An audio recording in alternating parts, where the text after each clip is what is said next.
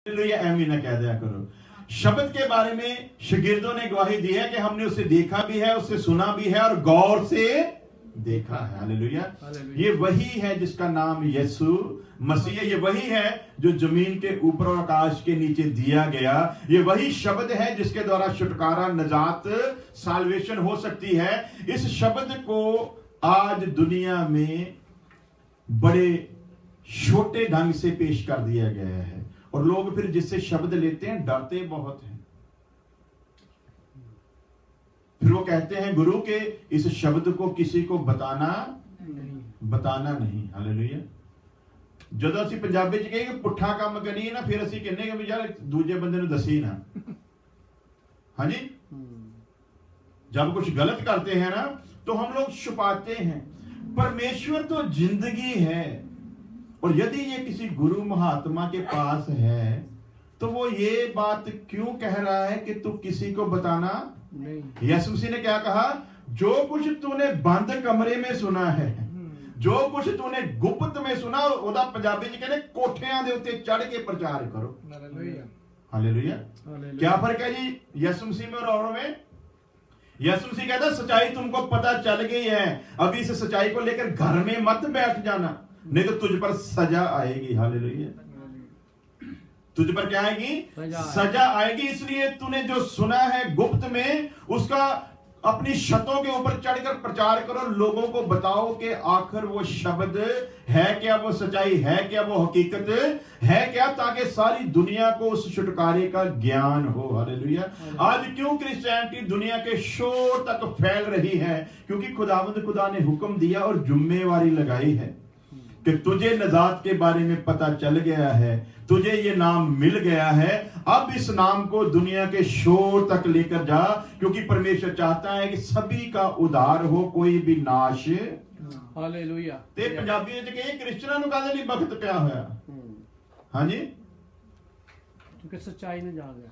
अब हम लोग हिंदुस्तान में पैदा हुए हैं तो हम देखते हैं कि वो लोग कहते तो हैं कि हमारे जो कृष्ण महाराज हैं वो मुक्तिदाता हैं, उसके द्वारा मुक्ति होगी। तो मुक्ति सिर्फ हिंदू को या सिर्फ हिंदुस्तानियों को चाहिए?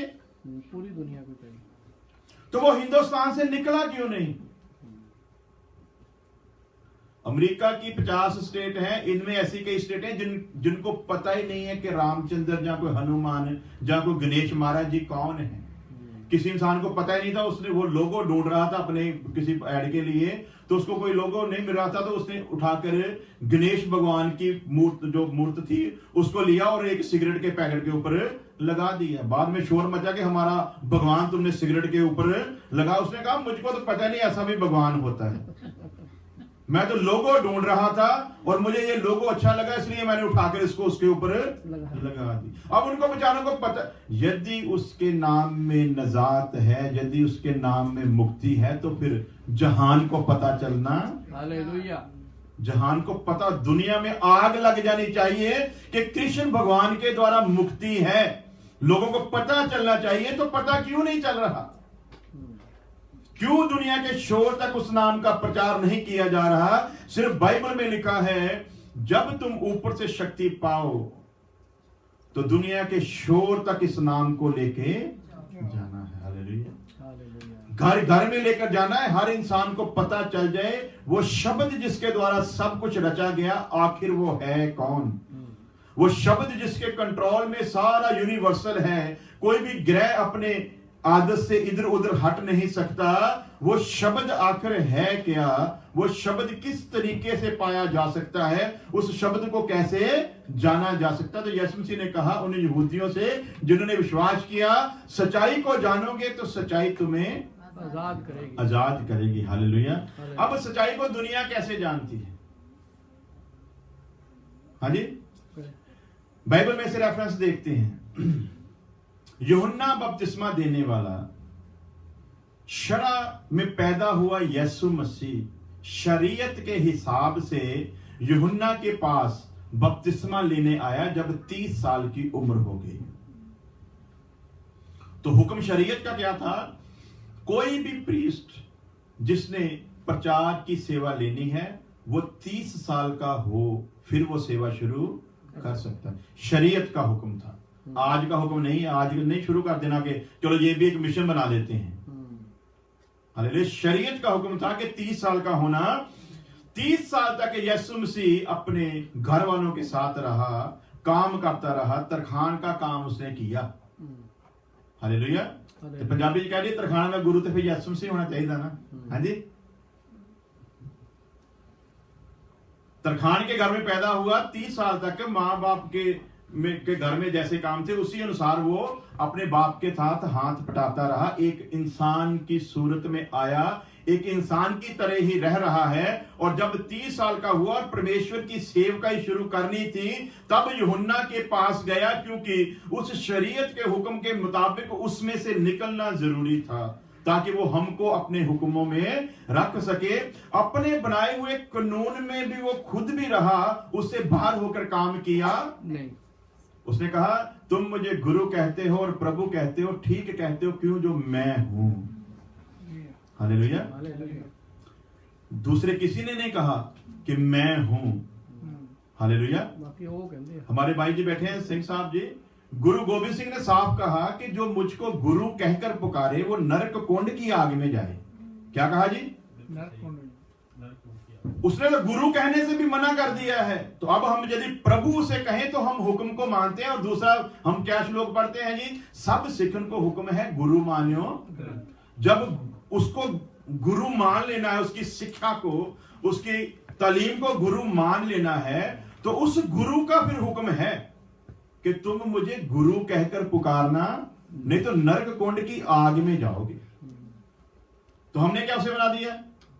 वो एक अच्छा कामिल इंसान था, एक कौम पर जुर्म हो रहा था, उसे बचाने के लिए उसने अपना परिवार कुर्बान कर दिया। ये उसकी खूबी थी। लेकिन वो क्लियर कर रहा है कि मुझे खुदा की जगह पर रखना नहीं। लेकिन यीशु मसीह क्या कह रहा है? तुम मुझे गुरु कहते हो और प्रभु भी कहते हो, ठीक कहते हो, क्यों? जो मैं हूं। अब क्यों जो मैं हूं क्यों है? वही क्यों है प्रभु, वही क्यों है गुरु। गुरु बनने से पहले जरूरी था कि वो शागिर्द बने। Hallelujah. Praise the Lord. Praise the Lord. Hallelujah. Sikhism में भी देखते हैं, जब अमृत छकाने की शुरुआत की गई तो पहले सिंह तैयार किए गए और फिर उन्हीं के द्वारा उसने खुद भी लिया, ताकि गुरु के उस फर्ज को जो दुनियावी तरीके से है उसे पूरा कर सके। अब रूहानी तरीके से भी इस बात को पूरा यीशु मसीह ने करना था। और वो शब्द जो जिस्म धारण करके आया, वो शरीयत में पैदा हुआ था। अभी शरीयत को ठुकराया नहीं गया था, अभी शरीयत के अनुसार चलना था। तो वो शरीयत के अनुसार यूहन्ना के पास गया बपतिस्मा लेने के लिए। जब वो यूहन्ना की तरफ आ रहा था तो यूहन्ना ने कहा, देखो परमेश्वर का मेमना जो जगत के पाप उठा लिए जाता है। हालेलुया। ये साक्षी कौन दे रहा है जी? यूहन्ना बपतिस्मा देने वाला खुद गवाही दे रहा है कि वो है परमेश्वर का मेमना, वो है शब्द जो दे बनकर इस जहान में आया ताकि संसार का छुटकारा हो सके। वही है जो जगत के पाप उठा लिए जाता है। तो वो जो पाप उठाने के लिए आया, यूहन्ना खुद साक्षी दे रहा है। अभी मुलाकात हुई नहीं, अभी यीशु मसीह ने उसके पास आना है, बपतिस्मा लेना है। इससे पहले कि ये सारी बात हो तो यूहन्ना एडवांस में कह रहा है कि यही है वो। और जब उसके पास आ रहा है तो उसने कहा कि मुझे तुझसे बपतिस्मा लेने की जरूरत है। तो यीशु मसीह ने कहा कि ऐसा नहीं, शरा को पूरा होने दो। उसने उसको बपतिस्मा दिया और यूहन्ना को परमेश्वर ने उस पर प्रकट किया था कि पाक रूह को जिसके ऊपर कबूतर की नाई उतरते देखो, समझ लेना ये वही है जो शब्द इस जहान में इंसान के छुटकारे के लिए आया है। हालेलुया। हालेलुया। अब यूहन्ना ने खुद गवाही दी है। हालेलुया। हालेलुया। सच्चाई को जानोगे तो सच्चाई तुम्हें आजाद कर। हुण असी किद्दां सच्चाई नूं जाणदे हां? यूहन्ना में और हम में कोई फर्क है नहीं। यूहन्ना सच्चाई को जानता था जी? सारे ने बोलो, जानता सी ना? जानता। यूहन्ना सच्चाई को जानता था। किस तरीके से? यीशु मसीह कहता है कि सच्चाई को जानोगे तो सच्चाई आजाद करेगी। अब यूहन्ना सच्चाई को जानता है कि ये वही है। बाद में यूहन्ना को पकड़कर जेल में डाल दिया गया। अब वही यूहन्ना अपने शागिर्दों के द्वारा यीशु मसीह को एक मैसेज भेज रहा है। क्या कह रहा है जी वहां पर मैसेज? हम कैसे सच्चाई को जानते हैं। हालेलुया। आज संसार में बहुतों की हालत यही है, सच्चाई पर गवाही भी देते हैं और सच्चाई पर शक भी करते हैं। और याकूब ने अपने खत में लिखा है, शक करने वाला समुद्र की लहर की तरह है जो चट्टान से टकराती है और खत्म हो जाती है। सच्चाई के ऊपर गवाही देने वाला यूहन्ना जेल में बंद यीशु मसीह के पास मैसेज भेज रहा है कि उससे जाकर पूछो कि क्या तुम वही हो या हम किसी और की इंतजार करें। हाँ जी, लिखा है जी बाइबल ਦੇ ਵਿੱਚ। आज सच्चाई पर बताने वालों का हश्र भी यही है, वो चाहे किसी मजहब से ताल्लुक रखते हो, वो चाहे क्रिश्चियन भी क्यों ना हो, इनकी हालत भी ऐसी है। पहले गवाही भी दे देते हैं, बाद में शक भी करते हैं। तो जब गवाही दे दी तो फिर शक करना नहीं। पास्टर फिनी जी और उनकी वाइफ आए हुए हैं वर्ल्ड टूर पर और हमारे पास पहुंच रहे हैं वो फरवरी महीने में। तो जिस दिन उन्होंने आना था, उनका पहला लास्ट प्रोग्राम उधर हो रहा था मक्खू में, पंजाब के एक गांव में। और जिस दिन वो मीटिंग समाप्त हुई उधर, उसी दिन उनके बेटे का दिल्ली में एक्सीडेंट हो गया। उसके साथ एक और लड़का था, बहुत बुरी तरह से एक्सीडेंट हुआ। उसकी नाक की हड्डी वगैरह भी टूट गई, बहुत ज्यादा जख्मी हालत में था और बेहोश हो गए। उनको उठाकर कोई लोग हॉस्पिटल में ले गए। जब हॉस्पिटल में पहुंचे तो वहां पहुंचते पहुंचते उनको होश आ गया। जैसे ही होश आया तो उन्होंने डॉक्टरों को कह दिया कि हमने इलाज करवाना नहीं, हमारा खुदा हम पर रहम करेगा और वही हमको चंगा करेगा। तो बिना इलाज बिना ट्रीटमेंट लिए हुए वो आ गए कि हमारा खुदा जिसने हमें बनाया है वो हमारी टूटी हुई हड्डी को भी जोड़ने की ताकत रखता है। हालेलुया। अब बाप तो आम लोगों का कहना होता है कि रहम दिल नहीं होते। बाप तो ऐसी हालत में बेटे को छोड़कर आ सकता है, लेकिन मां भी साथ में आ रही है। हालेलुया। तो इन लोगों को क्या मुसीबत पड़ी हुई है। इनको ना घर की परवाह है, ना बच्चों की परवाह है, ना अपनी जिंदगी की। दिन रात परमेश्वर के काम में लगे हुए। पिछली बार जब आए थे पास्टर जी, तो वो जब उधर सेवा मुकम्मल कर रहे थे तो एक महीने में 14,000 किलोमीटर गाड़ी उनकी पत्नी ने ही चलाई। टूर पर ही रहे वो। तो हमारी नजर में तो ये लोग पागल है ना, जिनको ना घर से मतलब, ना अपनी जिंदगी से मतलब, ना सोने से मतलब, ना खाने से मतलब, ना जितनी देर हमारे पास रहे। एक दिन उन्होंने 2 पराठे खाए थे, सिर्फ एक दिन। ये खाते भी नहीं है। तो इनको क्या मुसीबत पड़ी कि दुनिया में ये जाकर गवाही दे रहे हैं कि वो सच है, वही सच है। क्यों? क्योंकि जिसको सच का पता चल जाता है वो चैन से बैठ सकता नहीं। वो चैन से नहीं, उसको पता लग जाता है कि सचमुच आखिर है क्या। आज किसी ने बहुत बड़ा मैसेज डाला था मेरे व्हाट्सएप पर कि जो पाप है ना वो लाइक एक क्रेडिट कार्ड की तरह है। शुरू में तो ये बहुत इंजॉय करवाता है, परंतु बाद में किस्तें ही भरते रहते हो। तो अब हमारी जिंदगी भी कैसी है। अभी तो हम लोग कहते हैं कोई बात नहीं, एंजॉय करो जो कुछ है, बाद में पता चलेगा कि इसकी कीमत किस तरह से अदा करनी पड़ती। ब्याज ही खत्म नहीं होगा। सच्चाई को जानोगे तो सच्चाई तुम्हें आजाद करेगी। हालेलुया। तो जिन्होंने जान लिया फिर वो बैठे नहीं। तो यूहन्ना क्या कह रहा है, मैसेज भेज रहा है कि उससे पूछो कि क्या तू वही है कि हम किसी और का इंतजार करें। आज हमारी भी हालत ऐसी है। गवाहियां देते हैं हम बड़े बड़े फक्र के साथ। गीतों में तो हम अंत ही कर देते हैं, ऐसे ऐसे शब्द बोल जाते हैं तो लोग झूमने लगते हैं, व्याकुल हो उठते हैं, इमोशनल हो जाते हैं, बड़ी बड़ी जोर से तालियां बजनी शुरू हो जाती हैं। सब कुछ करते हैं, लेकिन जब मुसीबत आती है फिर कहते हैं कि वो है भी के नहीं। तो पौलुस लिखता है कि यदि हम इसी जीवन पर आस लगाए हुए हैं तो हम दुनिया के सबसे बदनसीब लोग हैं। हमको उसने बदनसीब क्यों बताया?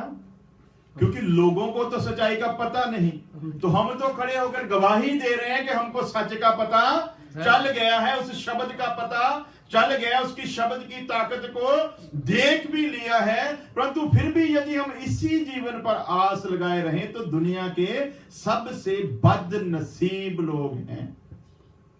अच्छा होता कि तुम परमेश्वर को जानते ही ना, परंतु अब तुम जान गए हो, इसलिए तुम्हारे पास कोई बहाना भी नहीं है। सच्चाई को जानते हुए भी कह रहा है कि पूछो कि तू वही है। दूसरी एग्जाम्पल, यीशु मसीह के साथ 2 डाकू लटके हुए, किस तरीके से जानते हैं सच्चाई को? एक सच्चाई को इस तरीके से जानना चाहता है कि यदि तू परमेश्वर का पुत्र है, आपा नहीं मानते कि हैगा है, हाँ जी, ਅਸੀਂ नहीं यकीन करते तू हैगा आ, पर इन्ना कुछ तेरे ना होया, अजे भी तेरा मजाक उड़ा रहे, तू इन्हां नूं फिर भी कुछ नहीं कह रहा, पर असी ते ते यकीन कर सकते हैं। किद्दां कर सकते हैं? सच्चाई को जानोगे तो सच्चाई तुम्हें कहना भी मैं भी यकीन कर सकता है तेरे उत्ते जे तू एक काम करे। ਅਸੀਂ भी किद्दां यकीन लियांदा भला यीशु मसीह दे उत्ते? हाँ जी, जे तू काम करे तो फिर यकीन लियावेगा। और यीशु मसीह ने साडी इस समस्या का भी हल किया कर दिता। कहना मुबारक है वो जिहड़ा बिना परखे तो विश्वास करता है। किहनूं मुबारक कहा गया भला? जिहड़ा इसलिए ਅਸੀਂ मुबारक नहीं है, पहला जिंदगी च चेते रखियो। हालेलुया। जो कलाम सुनकर ईमान लाया है वो मुबारक है, जो मौजजा देखकर आया उसे मुबारक कहा गया। हालेलुया। तो अब ज्यादातर जोर किस पर है? मौजजों पर है, कलाम पर नहीं है। मुबारक थे वो जब 3000 लोगों ने इस जहान में पहली बार यीशु मसीह को कबूल, एक भी मौजूदा नहीं हुआ, दिल टूट गए कलाम सुनकर, वो जिंदगी उन्हीं के द्वारा आज संसार में हर जगह यीशु का नाम पहुंचा है। वो 3000 परिवार जो यीशु मसीह में आए थे सभी कत्ल कर दिए गए थे, कोई भी बचा नहीं। उन्हीं के खून की कीमत से आज हम लोग सांसें ले रहे हैं। हालेलुया। आज उन्हीं की बदौलत हम तक ये सच्चाई पहुंची है जिसके बारे में यीशु मसीह ने कहा सच को जानोगे तो सच तुम्हें आजाद कर देगा। हालेलुया। उन्हीं के द्वारा ये सब कुछ पहुंचा है। तो ये क्या कह रहा है? मान लेंगे कि तू परमेश्वर का पुत्र है, एक काम कर दे, तू अपने आप को भी सलीब से उतार ले और मुझे भी उतार दे, तो मैं तुझ पर विश्वास करूंगा। दूसरा क्या कह रहा है? अब सच्चाई को जानने का तरीका क्या है? हम लोग सच्चाई को चतुराई से जानना चाहते हैं, लेकिन चतुराई से लिखा है कि वो जैसे लोग चतुराई करते हैं उनको उनकी चतुराई में फंसा देता है। अब उसने चतुराई की है कि ये खुदा होगा ना तो इसको गुस्सा आएगा कि तू मुझको चैलेंज कर रहा है, मैं कुछ नहीं कर सकता, मैं अभी उतर कर तुझे भी उतार बाद में फिर भावे मैं उन्होंने कहना मैं टांग दियो मैनू, पर तेनू मैं दस दूंगा कि मैं खुदा हैगा है। तो ਅਸੀਂ ਤੇ ਦੇਖ ਅੱਛਾ ਤੂੰ ਸਾਨੂੰ ਚੈलेंज ਕਰਦਾ ਬਿਮਾਰ, ਇਹਨੂੰ ਦੇਖੀ ਮੈਂ ਹੁਣੇ ਠੀਕ ਕਰਕੇ ਦਿਖਾਉਣਾ ਵੀ ਸਾਨੂੰ ਕੀ ਮੁਸੀਬਤ ਪਈ ਆ, ਉਹਨੂੰ ਜੇ खुदा ठीक नहीं करता तो ਅਸੀਂ कर दूंगा। क्या पता उस पर क्या बीमारी है, क्या किस वजह से खुदा ने उस पर लानत लाया है, क्या वो जलाल के लिए है या उसकी किसी गलती के लिए है, हमको तो पता भी। हमको तो ये है कि नहीं इसने हमारे खुदा को चैलेंज, जिसको चैलेंज कर रहे हैं वो नहीं कुछ बोल रहा, तो हमको क्या मुसीबत पड़ी कि हम उसकी लड़ाई लड़ेंगे। तो हमारे जैसा होता है ना, तो खुदा का कोई फजल होता है, हमने कहा कोई बात नहीं खुदा एक बार उतार दे, इन्हें पता ला जाए बाद फिर को चढ़ा दे। लेकिन ये क्या कह रहा है? खुद यीशु मसीह ने उसे कोई जवाब दिया नहीं। पाक रूह ने अपना काम करना था, खुदा ने अपनी इच्छा को वहां पर जाहिर करना था, ताकि हम जैसे निर्बुद्ध लोगों को, हम जैसे बेवकूफ लोगों को उस शब्द की रजा का पता चल सके, उस शब्द की सामर्थ्य का पता चल सके, वो शब्द किस तरीके से काम करता है उसका हमें ज्ञान हो सके। तो यीशु मसीह ने कुछ नहीं बोला। क्यों नहीं बोला? जक्की के घर में यीशु मसीह गया, सभी लोग बुड़बुड़ा रहे हैं, अरे हम कहीं गलती में तो नहीं थे? इतने ही ना हालत है जी। यीशु मसीह पर विश्वास करते हैं, यीशु के साथ भी गए हैं, जक्की के घर में भी चले गए हैं, तो लोगों को कहते हैं कि हमने सच को जान लिया है। तो जक्की के घर में पहुंचकर क्या कह रहे हैं? लगता नहीं कोई गड़बड़ है जी। तो हम भी कहीं सच्चाई को इसी तरीके से तो नहीं जानते कि कितने गड़बड़ता नहीं, कितने और चिपले खींचता नहीं कितने। तो ये भी क्या कर रहे हैं? यार ये खुदा का बेटा होता तो इसे पता चल जाता कि जिसके घर में आया वो कैसा आदमी है। यही हालत फरीसी के घर में यीशु मसीह पहुंचा तो एक जनाकार औरत आई, उसने अतर उसके ऊपर फेंका और अपने बालों के साथ उसके पैर पोंछने लगी, आंसू गिरा रही है, रो रही है। वहां भी फरीसी, पता कौन है फरीसी?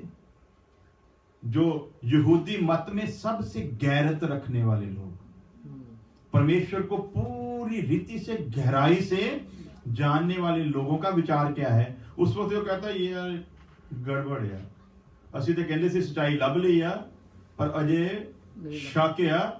अगर ये वही होता जो हम समझ रहे हैं तो इसे पता चल जाता जो इसके चरणों में बैठी है वो एक जनाकार, एक वैश्य है।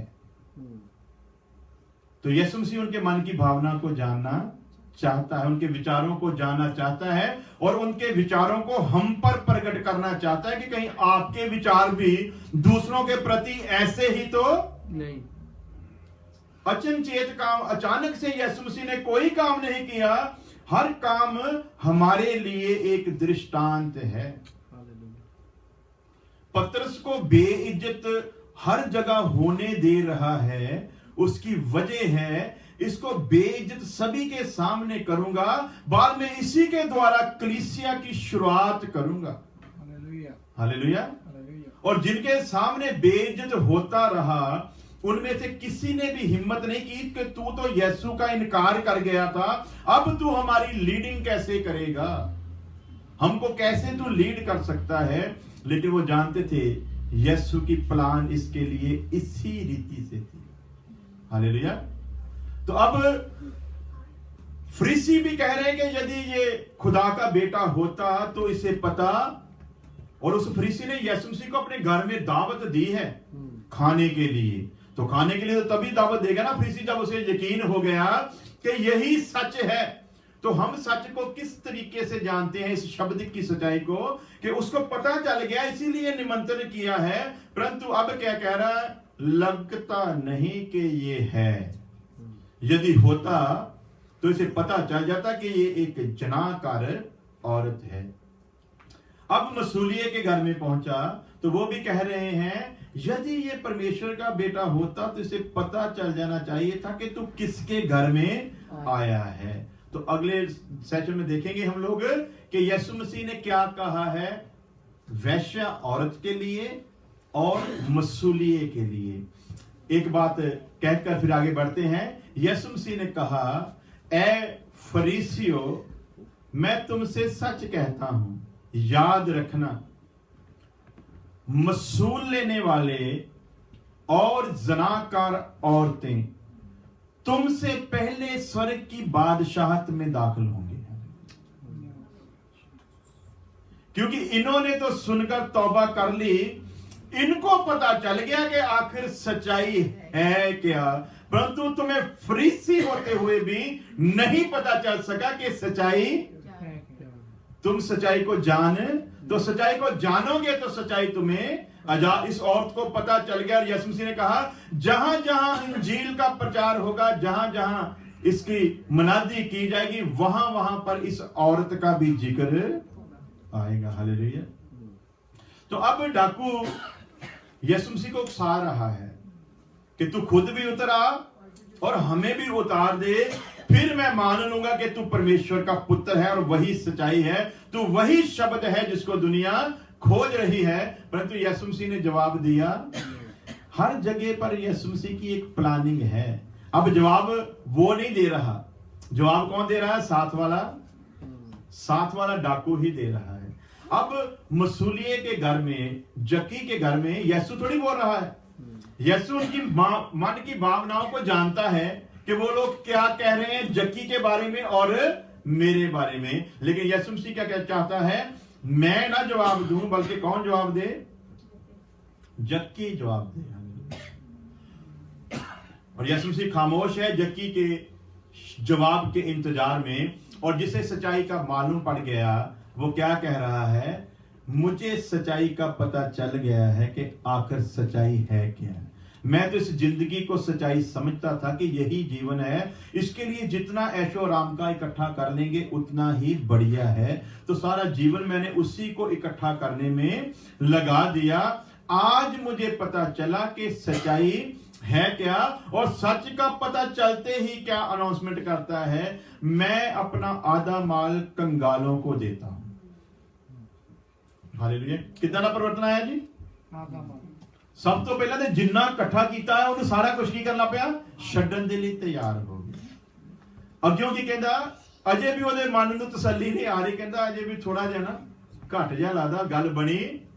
फिर अगली बात कर रहा है, यदि मैंने किसी से जोर जबरदस्ती लिया हो तो उसका 4 गुना वापस करता।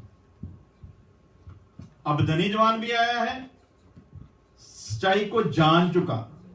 ये अभी जानता नहीं था जब यीशु मसीह को देखने की चाहत लेकर गया।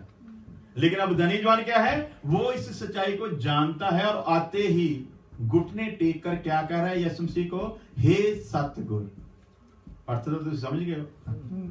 सतगुर किसे कहा जाता है? हालेलुया। क्या कहता है? हे सतगुर, मैं हमेशा की जिंदगी पाने के लिए। जक्की ने तो नहीं कहा, जक्की ने तो सिर्फ देखने की तमन्ना की थी कि मैं एक बार देख लूं जिसका इतना नाम है, इतनी शोहरत है, वो है कौन। लेकिन इसको सारा कुछ पता था और यीशु मसीह के पास आया कि हे सतगुर, मैं हमेशा की जिंदगी पाने के लिए क्या करूं। यीशु मसीह ने थोड़ा सा तो हुक्म दिया, कुछ ज्यादा थोड़ी कहा। उसने कहा अपना सब कुछ बेच और मेरे पीछे, तुझे स्वर्ग में धन मिलेगा। तो क्या कहा? निराश होकर चल। सच को जानता भी था, लेकिन सच के साथ साथ इस दुनिया से भी रिश्ता बनाया हुआ था। जक्की ने वो सारे बंधन ही तोड़ दिए। उसने कहा आधा देता हूं, 4 गुना वापस करना, काम ही खत्म करो। अभी इस लानती जिंदगी से मैं ऊब चुका हूं, मुझे सच्चाई का पता चल गया है। फरीसियों को पता चला? फरीसियों को नहीं पता चला। जो कहते हैं हम जानते हैं, उनके शास्त्रों में लिखा भी हुआ था यीशु के बारे में, लेकिन नहीं पहचान सके। ये बेचारा शास्त्र पढ़ने वाला ही नहीं था, लेकिन ये सब कुछ जान गया। हालेलुया। अब दूसरा डाकू कह रहा है अपने साथी से कि ऐ पागल इंसान, हमारे साथ जो कुछ बीत रहा है, जो कुछ हो रहा है, हम इसी के लायक हैं। हालेलुया। सच्चाई को जानने के लिए सबसे पहले क्या कबूल करना पड़ेगा? हमारे जीवन में जो कुछ हुआ या हो रहा है, हम सचमुच इसी लायक हैं, क्योंकि हमारा विवेक हमको बताता है कि तू कितने पानी में है। यहां खड़ा होकर मैं जितना मर्जी अपने आप को धर्मी कहता रहूं, यहीं पर खड़े खड़े मेरा विवेक मुझे बताता है कि तू कितने पानी में है। तू बातें तो बहुत अच्छी करता है, लेकिन तू खुद कैसा? विवेक छोड़ता नहीं, कॉन्शियस किसी का लिहाज करता, जमीर किसी को भी बख्शता नहीं। वो साथ साथ ही बताता रहता है कि तू खुद कहां पर, तू खुद कहां पर खड़ा है। अब इसकी कंडीशन क्या है? इसका विवेक इसे बता रहा है। और यीशु मसीह दुनिया को एक दृष्टांत देना चाहता है। गुनहगार आखिरी सांस पर भी हो, यदि ये सच्चाई उस तक पहुंच जाए, उस वक्त भी वो मान ले, तो उसका भी छुटकारा हो जाएगा। हालेलुया। वो किसी का भी नाश चाहता नहीं, बल्कि वो चाहता कि सभी लोग मुक्ति पाएं, सभी लोग नजात पाएं। इसलिए अब इस डाकू को खुदा ने इसके साथ लटकाया कि दुनिया को एक मैसेज देना था कि लोग उस सच्चाई को जान लें। अब सच्चाई को जानने का तरीका इसने क्या अपनाया? सबसे पहले साथी से कहा कि हम इसी लायक हैं, जो कुछ हमारे साथ हो रहा है हम उसी के काबिल हैं और हमारे साथ ऐसा ही होना था, क्योंकि जो कुछ हमने किया वो अच्छा किया नहीं। साथ ही आगे क्या बात कह रहा है? परंतु ये जो लटका है ये बेकसूर है। इन्हों कहने दसिया सी जी। हाँ जी, पागलों ने पढ़ा ये तो डाकू था ना, तो साढ़े नाल फिर डाकू चंगा नहीं? हाँ जी, डाकू को मालूम है कि जो क्रूस पर लटकाया गया है वो बेदोष है, लेकिन अभी तक हमको पता चला, हमको नहीं पता चला, डाकू को पता चल गया। और आगे क्या कहता है? हे यीशु, जब तू अपनी महिमा में आए, जब तू अपने राज में आए, तो मुझ गरीब को भी याद करना।